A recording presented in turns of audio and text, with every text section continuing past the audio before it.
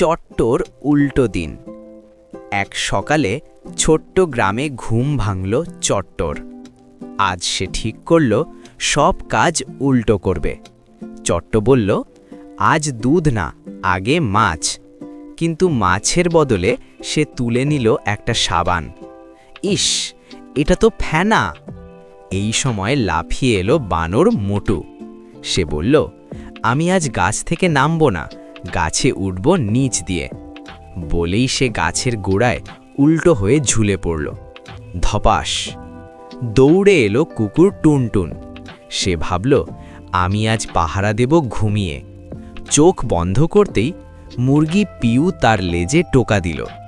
কুকুর ভাই, পাহারা দিতে হলে জাগতে হয়। হঠাৎ একটা শব্দ, টুপ টুপ। পিউর ডিম নড়ছে।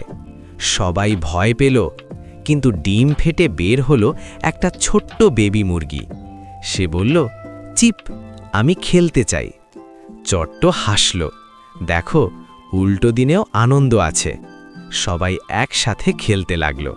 হাসি, দৌড় আর মজায় ভরে গেল সকাল। ভুল করলে ভয় নেই, বন্ধু থাকলে সবই মজা।